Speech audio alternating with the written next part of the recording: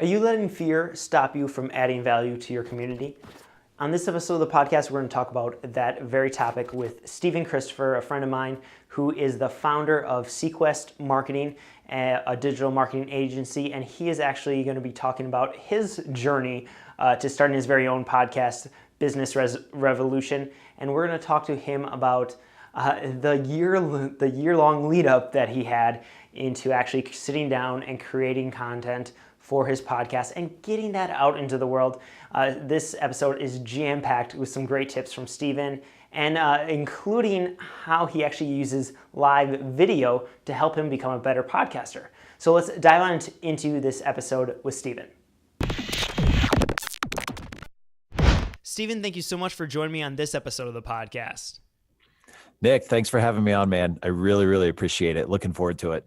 Yeah, I'm really excited about this interview because we've actually been planning it for months. We talked about this, I believe, back in, was it February maybe? I don't even remember when we initially talked about the potential topic for this episode, but I'm very excited to dive into it and talk about your journey in the podcasting world. And I guess just to kind of start things off, give us a little quick overview of how you like to describe yourself. Geez, that's a cool question. I mean, how I like to describe myself. So I would say I like to describe myself as a relentless entrepreneur whose mission is to do whatever it takes to help business owners achieve results above and beyond what they ever thought possible. Nice. And what is, for you right now, what's kind of the main way that you're actually going about and doing that? So there's actually a couple different ways.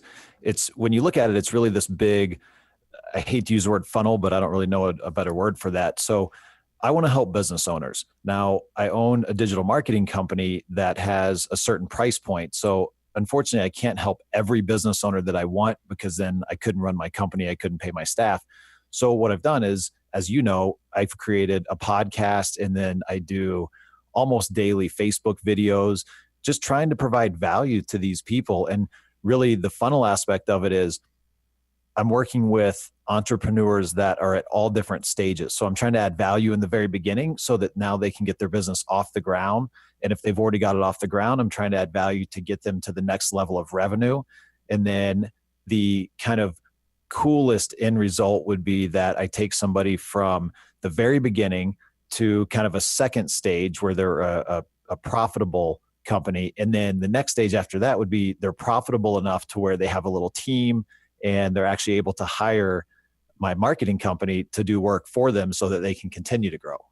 Oh, I love that. And that's definitely like the philosophy that we kind of have here is it really is all about adding that value up front, showing what you can deliver and helping people out. And that is what leads to business. That's something I truly believe. So I love what you're doing. I love, seeing your posts regularly at like Facebook. You're doing Facebook Lives like every day. I think it's awesome. I think you're adding a ton of value to your community, which is perfect. So what was it that actually got you? Why'd you decide on a podcast? Man, so it's not some cool, sexy story or anything like that. I mean, I decided on a podcast because our mutual friend, Hal, kind of told me one day, he was like, dude, you got to start a podcast. And I said, okay. And Nick, you and I had met and I knew what you were doing. I mean, I don't know if you remember, but we talked really early on and I was like, dude, how much does it cost to do this? And I won't say the pricing that we talked about, but I know it's changed and evolved a ton since then. So that's how long ago we talked about it. But once I talked to Hal about it, I talked to you about it, and I talked to one of my other mentors, and he goes, dude, I wish I would have started a podcast months ago. And so I said, all right, maybe there's something to this. And I wrote down a couple topics of things that I could talk about, started to write down some names and realized, all right, if not now, when? And in a year from now or 2 years from now or 3 years from now, it's going to be a much more crowded space and it's going to be harder to get the attention of the ideal client or the audience that I want. So I said, all right, I'll just start doing it and then I'll evolve as I learn. Mm-hmm. Now here we are, I think I only launched 5 months ago or something like that.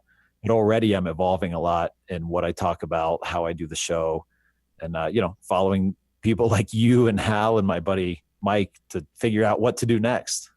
Yeah, so let's walk through actually kind of your process of starting. What did that really look like for you? You said it's evolved a lot, but what did it look like way back at the very beginning? So at the very beginning, I mean, let me actually clarify. Do you want to talk about once I started the podcast and said, okay, here's day one, I'm going to record an episode, or do you want to go 6 months, a year before that when I thought, all right, I need to start a podcast? What happens next? Yeah, well, let's start with that, I guess. Yeah, let's when you first kind of got the idea, okay, podcasting sounds awesome. Let's go this route. What did your journey kind of look like? Cool. So when I decided to do a podcast, the first probably year, I said, all right, yeah, I'm going to do a podcast. And I told people about it. I said, yeah, it's going to come, I'm going to start working on it, get ready. And every time I thought about doing it, it was this huge excuse of, well, I'm too busy. I can't do it right now. And then a few months into that, I realized, okay, let's do a little self-coaching. Let's figure out really why you're not doing this thing. And so after asking myself a lot of questions, all these things came up like, okay, you're scared. You're afraid of rejection. You're afraid of being judged. You're afraid of running out of things to talk about. You're afraid of sounding kind of like an idiot. So for really the first year that I decided I was going to do a podcast, it was this internal battle of all those things, mostly related to some aspect of fear. And I went around telling everybody, hey, I'm going to start a podcast. And I really never did. So even the uncomfortableness of that misalignment based on what I'm telling people and based on what I was actually doing made it even worse. Mm-hmm. So, so, I ran around for a while just basically being afraid to do it. So what was it that finally, what made you go, okay, this is enough. I got to actually sit down, record some episodes, and get going with this? Yeah. So there's a couple things that happened within that 1 year journey, some of which, you've seen me do a little bit of speaking, and obviously you see me do a lot of video now. 2 years ago, or I don't know, somewhere around 2 years ago, you never would have caught me doing any of those things. And it started to become so uncomfortable between wanting to do it because I felt this urge. Like I knew that I knew that my experiences could help people shortcut the things that they wanted to accomplish. So I felt this sense of almost necessity that I had to share that. It was selfish if I didn't. But the more I thought about it, the more fearful I came of all this judgment and things like that. So one day, I remember this day, I started writing in my journal, and I came up with this thought of, you know what? I am who I am. I look the way I look. I sound the way I sound. There's nothing that I can do about it to change it.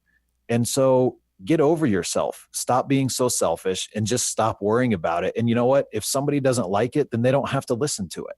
Mm-hmm. And literally from that day forward, I mean, I remember I did a selfie video that day, which was like really uncomfortable at the time.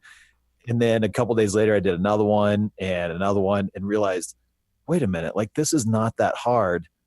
And the stuff that I put out there on Facebook and different places, people actually got value from it and it helped them. So that kind of encouraged me to keep doing it. And then after I did a couple of those videos, it got me to go out, buy the podcast equipment and just start with that. I just started recording. I don't even remember recording my first episode. I think I just turned it on and had some topic and started talking for like 15 minutes. And there you go. There's episode number 1. Nice. So that's awesome. And that happens so often to so many people. Even some of my clients, like they go through that on a regular basis. I have some people where we always like to do an intro episode. Well, I have some that would send me like 7 episodes. Like we'd have 7 ready to go, all lined up, and they would just put off sending me that one intro episode that I'm like, we need this before we launch it out to the world. And they put it off for months. And it's always a little perplexing to me sometimes, but really that's what it comes down to. There's always that fear of being rejected, that fear of the unknown, of going out there, starting something new. So it's something that I think you're just constantly having to battle when you're trying to start something. But I love the way you framed it is that it's actually selfish for me to keep all this value, to keep all this content inside. And I think that's a great way to really look at it, because it's going to help propel a lot of people to go out there and actually just deliver value to get that content out into the world. Yeah, you can't worry about it. I mean, when you put things in perspective, we only live once, and it's a very short life. And as entrepreneurs and people that hang around the personal development world, we hear this all the time. So we all know it. We're like, oh yeah, you only live once. We got to do what we got to do. But most people don't really lean into it. And when you actually sit back and take a few minutes to think about how short life really is, and that's for an average person, right? That's assuming we're going to live to whatever, mid 80s or early 90s or something like that. Look at all the bad stuff that happens to people out of the blue. I mean, today could be your last day. So how are you going to live today to make sure you live it to the fullest? So, I mean, that's a big thing that I think about a lot when I'm fearful. I'm like, man, what if I don't talk about this today? And what if I die in a car accident tomorrow? Like, I would have died with that in me. One of my favorite kind of quotes is that the richest place or the most wealth is in the graveyard. People that die with all their great ideas inside them. So you just kind of have to get out of your own way and stop being selfish with your knowledge. There's so many people that do what I do. Nick, there's a ton of people now that do what you do, but nobody can do it in the same unique way that you can. You don't have to have all of the market. You just have to find the people that connect with you and that you can add the most value to. And that's your client. And that's how you're going to be super successful. Absolutely. I love that because, it really is just about delivering your voice, delivering your style. People connect with you. People, you have friends, you have no different people. It's a matter of your personality coming through, and no one has exactly the same experiences that you do. And people want to learn from those experiences. You can be that perfect guide to someone. So I love that. So Steven, talk to me a little bit about how your podcast has actually evolved here. You said it's changed a lot since starting out 5 months ago or so. Yeah. What does that evolution kind of look like, and what kind of caused that? So a couple things have changed a little bit, and I've learned some stuff along the way. I mean, when I first started, my goal was to deliver the value to business owners in like 12 to 15 minutes. And it was just going to be me talking on the podcast because I thought I listened to all these other podcasts, the greats that we talk about a lot in podcasting that have been around forever. And they're all interviews. And I was like, oh, cool. I'm going to do something different. I'm going to talk all myself. And then what I realized is that one, it's really difficult to get a topic across in 12 to 15 minutes. And part of that was my fear of saying, okay, well, geez, I don't even have 5 minutes to talk about something. And I realized once you get 60 seconds in, almost anybody can talk for 20 or 30 minutes. So the length of the podcast has changed. And I changed it partially because I couldn't fit it into that amount of time. And also because that's the feedback that I got. People wanted it a little bit longer. So even busy entrepreneurs who I thought I would cater to by being short, they said, well, a little bit more. Like, you were kind of just getting started. I was just getting into it. Make it a little bit longer. And then it also evolved by having more interviews on the show. And that's been really cool for a couple reasons. One, I get different perspective. So now my audience doesn't resonate with something specific that I say, but if I bring somebody else on that says the same thing, they're like, oh, that's a great idea. I love that. So now I'm doing a better job at adding value. And it just kind of changes it up a little bit. Unfortunately, I don't think anybody wants to just listen to one person every week without some sort of human interaction. It just makes it way more fun. Well, and just think of it. It's like going to a cocktail party or having a group of friends over. Like, you don't just sit and listen to one person the whole time. You like to have that dialogue. And obviously on the internet, it's a little bit more difficult to have a direct dialogue with your listeners, but having another person there every so often is a great way to create that dialogue, to create the effect. You're able to ask questions that the listeners maybe want to ask, or the other vice versa. So it's a great way to either bring on an interviewee or even occasionally like a guest host. I know several podcasts that were kind of testing that out to see how that actually works. And it's been fun to see a lot of the listeners' responses. That's awesome. Interesting. That's a really great tip. I'm going to borrow that from you. Maybe I'll even invite you to be a guest host. Sounds good. Nice. Okay, so you've added more interviews on the podcast. Have you seen any? What have been the response from people? The results? What are you kind of seeing? Are you seeing the leads you thought you were going to see? Are you seeing the community being built you thought was going to be built? Yeah, in by having other people on the show, I've started to, my numbers have gone up, by, I don't know, 20% or something around that area.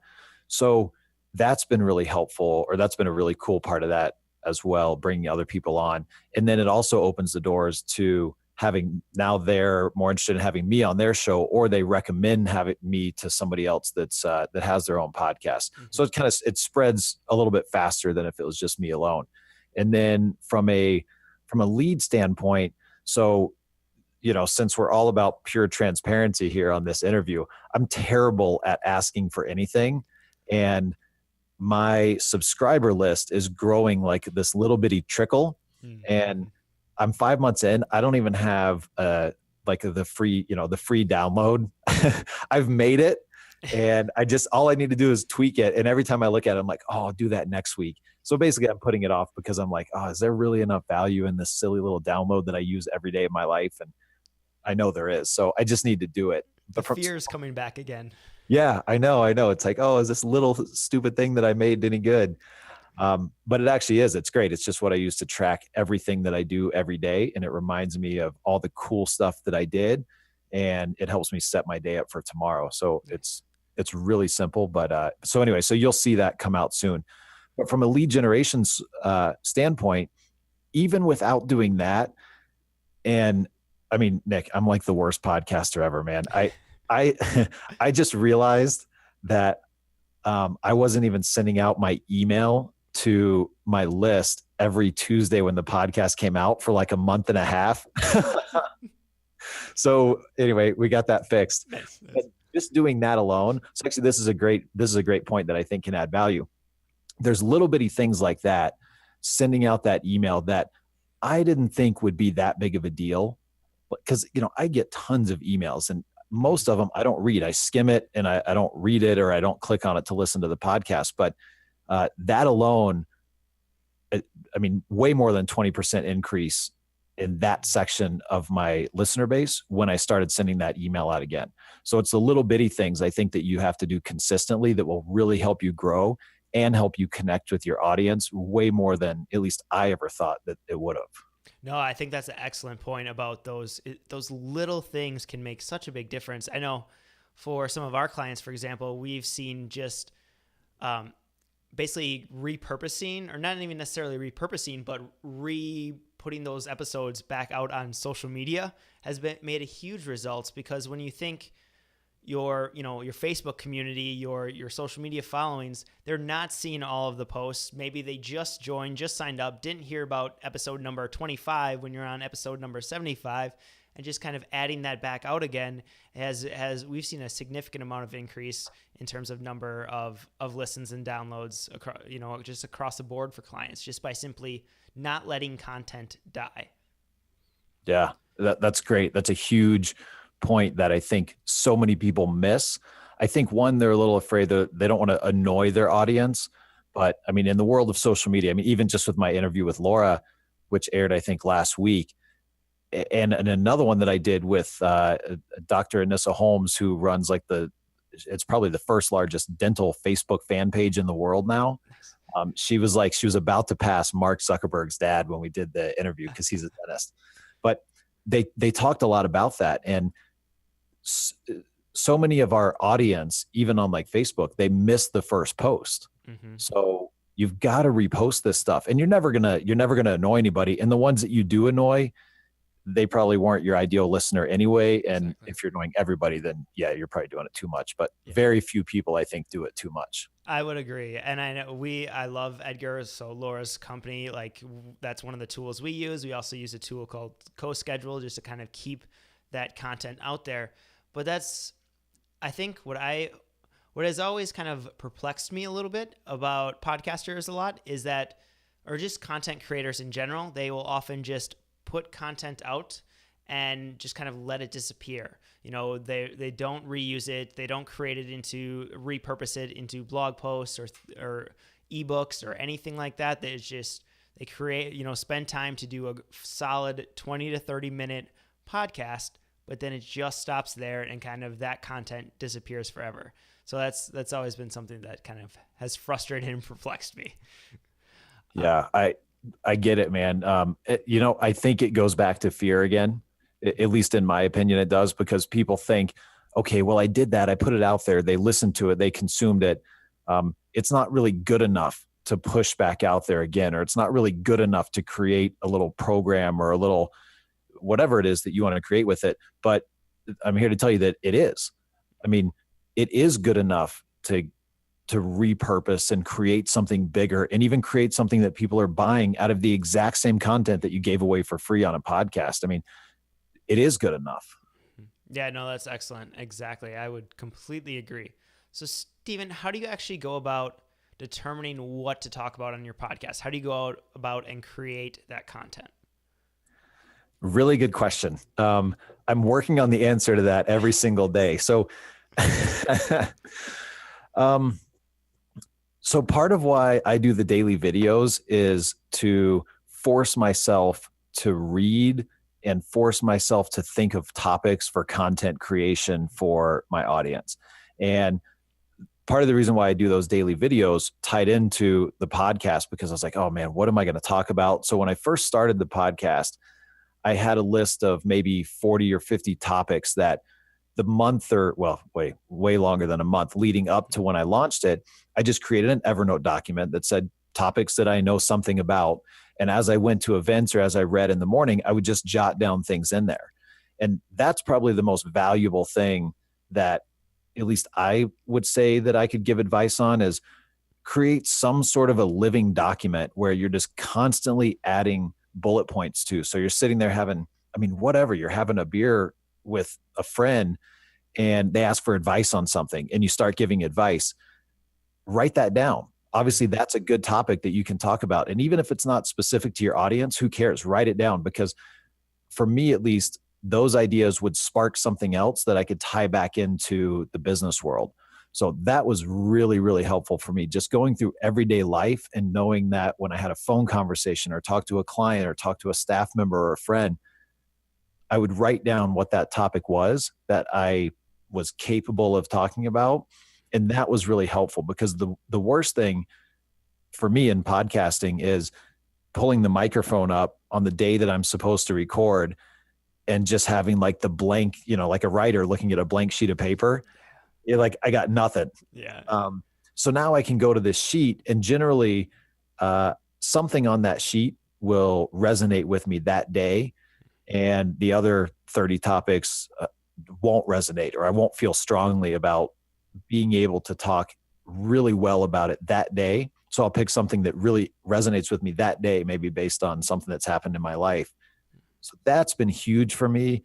And then forcing myself to, not even forcing myself, I enjoy this, but reading and consuming other information that's of interest to me and that can help my audience.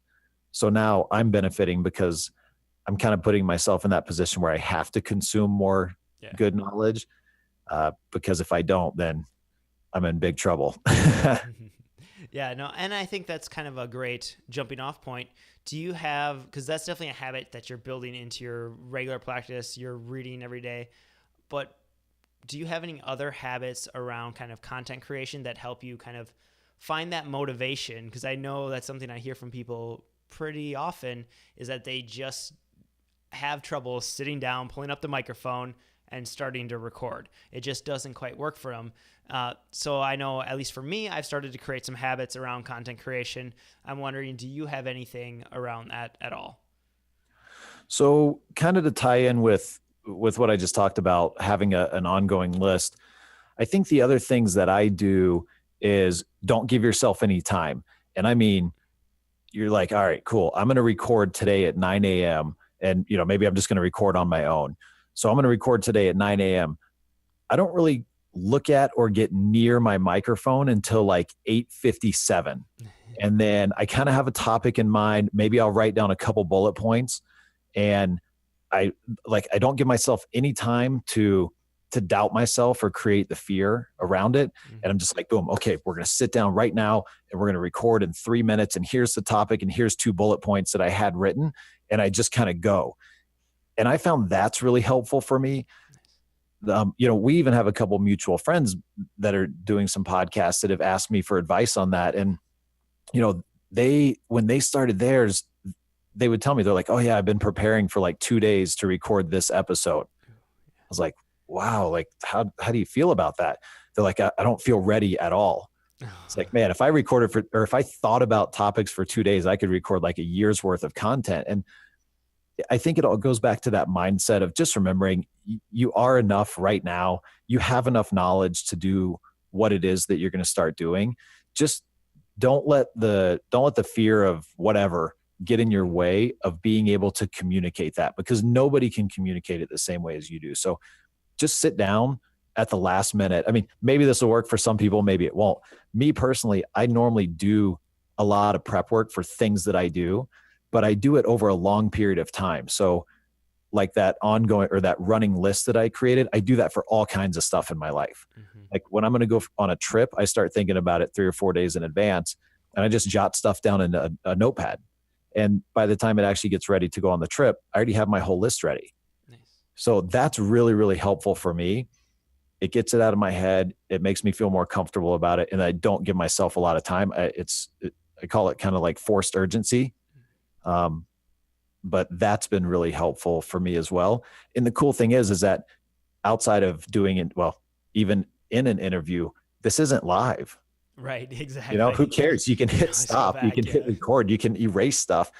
And actually I will give another tip is that when I first started, I would always I would wait until I was ready to hit record, because it's this old school mentality of like when I used to make mixtapes, like a long time ago.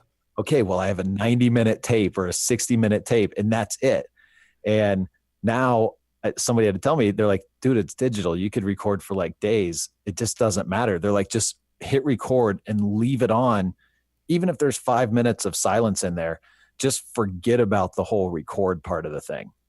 That was really helpful as well. No, that's an awesome tip. That's an awesome tip. I think that's great. Because I think really what it kind of all comes to is, yes, some people need to prepare, maybe write out outlines, things like that. But I think too many people wait for everything to be perfect, to be exactly figured out. But really what you're kind of saying is jump in, just go for it. Don't let that perfection kind of hold you back. And I think that's excellent advice. And yeah, just you have the ability to edit, you have the ability to change things, you have the ability to re-record if you need to, but just start recording. I think that's perfect.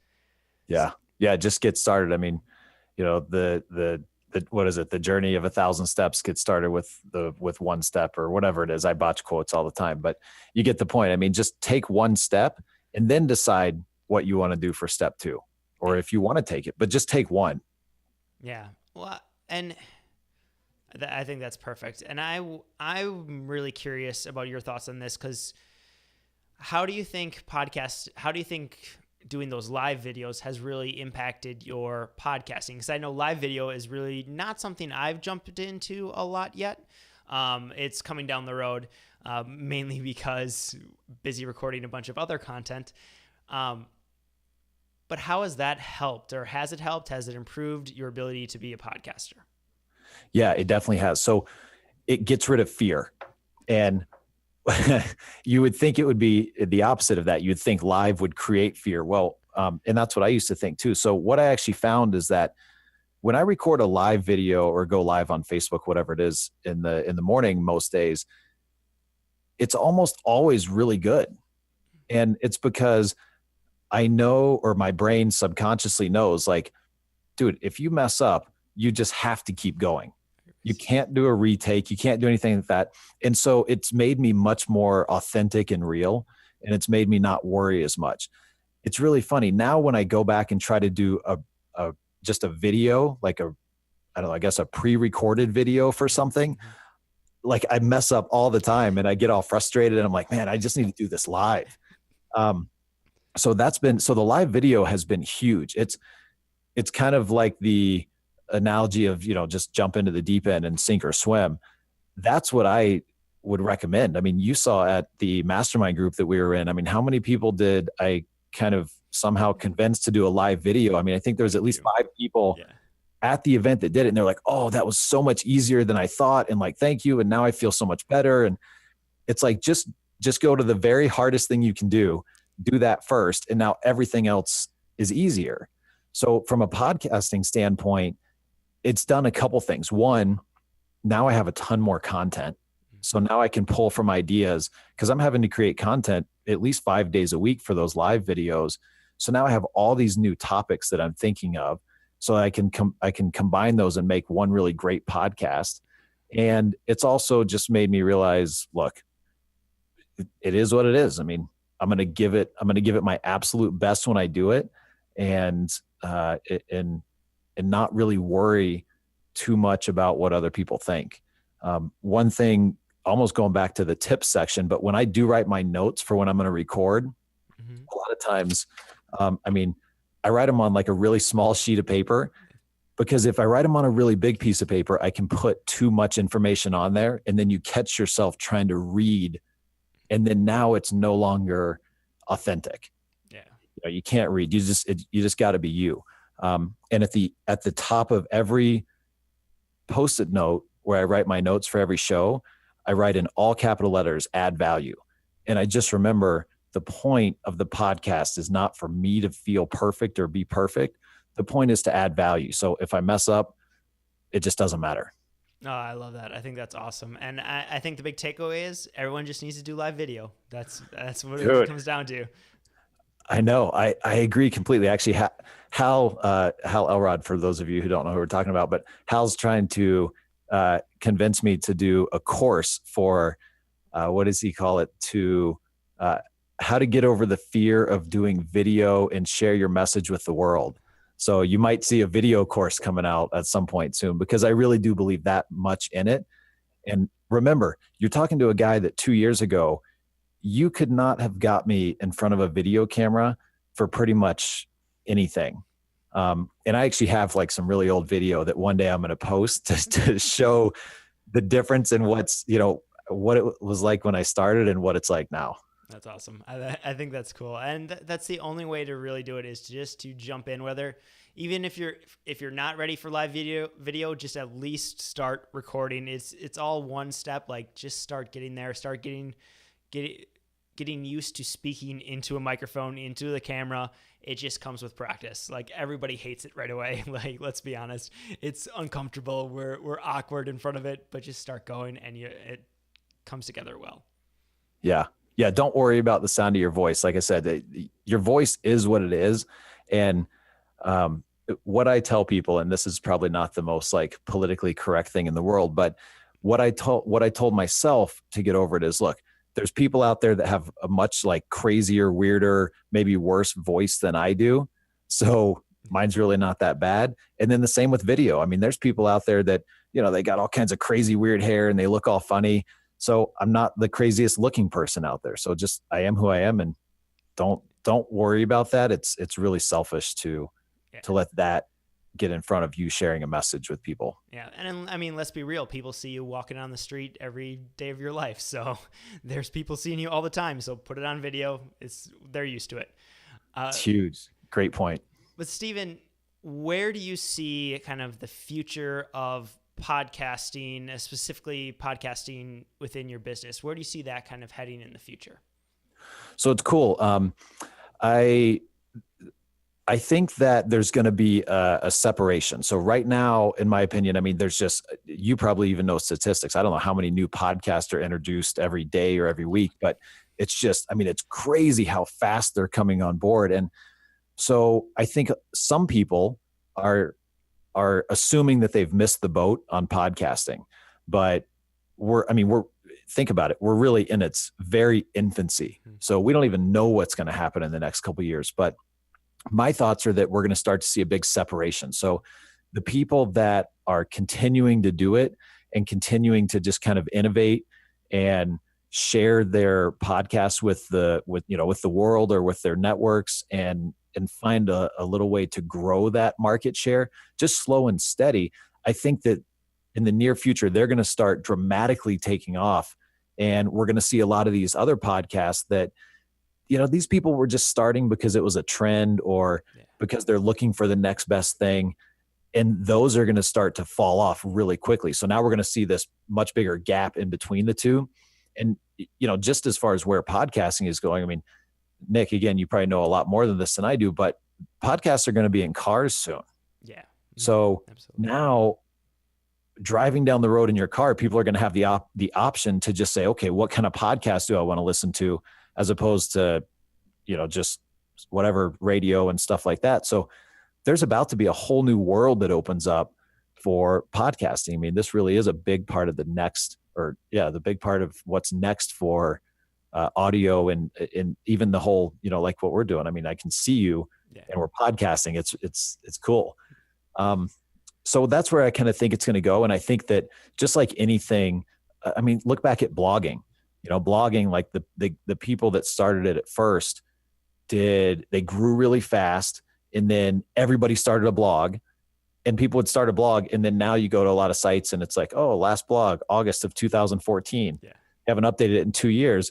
People lose interest. And it's just like anything with successful entrepreneurs, the people that make it are the ones that are persistent. So I think podcasting still has a long way to go until it reaches any sort of a maturity.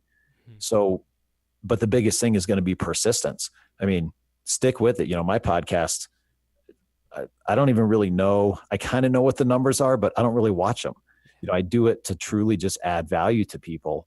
And I think over the long run, when I get to episode 100 and 200 and 300, and it has maturity to it, now it's just going to really start to separate from the rest of the pack. And even if the podcast never takes off, now when somebody's looking at hiring our company and we say, hey, Steven's been running a podcast for 3 years, that helps them see what kind of a person I am and what kind of a company I run, and what kind of a company, what kind of a people our staff are. So I don't know, podcasting's in its infancy still. I think there's a lot of cool things that are going to happen that we don't even know about yet. But don't be worried about all the crazy people out there starting a podcast every week. I mean, Nick, I don't know, man, I'd love to, do you know any stats on like how many podcasters start and like don't get past episode 10 or? Episode number 7 is like the killer for everybody. I can't remember what the actual stats are, but there's a significant portion of podcasts that never make it past that episode number 7. It's crazy. So many people, just because it's new and shiny, and that the newness carries the momentum for a few weeks, but then it starts becoming work. And really, consistency is the key. Just like you were saying, it's persistence, just showing up day after day, and just being consistent, adding that value week after week is the key for sure. Yeah, it's crazy. I was talking to Jordan Harbinger from The Art of Charm not too long ago, and he said that the average episode of a podcast gets 200, it was either 200 or 250 downloads. That's the average. So you think about these podcasts that are getting millions of downloads a month. I mean, what is the bottom 50% getting, like 10 downloads a month or something, or per episode, something crazy like that. So yeah, there's tons of space to play in this market. Don't let all the people starting podcasts deter you from doing this if it's really a good way for you to get out there. Yeah, absolutely. Well, Steven, it's time to kind of wrap up this interview. So do you have, first of all, where can our listeners find out about you, follow your podcast, find all your live videos? Where can they learn more about you? Cool. So to find kind of all that stuff, for the podcast, you can go to www.bizrevolution.com. The name of my podcast is Business Revolution. To see the Facebook Live videos that you mentioned, you can just go to Facebook and search Steven Christopher. Generally, I should be the first one to show up. And then check out the live videos. I do them, like I said, most of the time I do them 5 days a week, sometimes 4, just based on travel schedule and content and stuff. And then if you ever have any questions, I mean, Nick, I've known you for a couple of years now, and I believe very strongly in everything that you do and everything that I've seen you put into your business. So if anybody just has questions about podcasting or anything else that I've talked about, by all means, email me, Stephen, Stephen, at sequus.com. It's seequs.com. And I guess just for clarity, Sequus is my digital marketing agency. So yeah, feel free to reach out. I love talking about this stuff. Awesome. Well, Stephen, it's been great talking to you. Do you have any final words of encouragement, final pieces of advice for our listeners? The biggest thing is just to reiterate what we talked about in the beginning. I mean, how you do anything is how you do everything. So if you're hesitant on starting a podcast, look and see where else that's showing up in your life. Just remember, we only get one life. Live your life today like you would live it if today was your last day. And don't worry about what other people are going to say or think. You are unique. If you've made it to this point and you're listening to this show and you have some interaction with Nick, I promise you have something valuable to say. I guarantee it. So don't worry about all the little stuff out there. Really, at the end of the day and at the end of our life, none of that stuff matters. So just enjoy it. Smile, laugh at your own mistakes, because you'll make plenty of them. That's what actually makes people connect with you. So just enjoy it. Awesome. Well, Stephen, thank you so much for joining us on this episode. Yeah, Nick, thanks so much for having me on, man. I really appreciate it. I appreciate you. I appreciate your audience. And thank you for all that you do to give back and help people grow. And thank you so much for tuning into this episode of the podcast. If you want to get to connect with Stephen, get all the information, all the resources that he mentioned in this episode of the podcast, simply head on over to yourpodcastguru.com/021 for episode number 21, and everything will be linked up in the show notes there.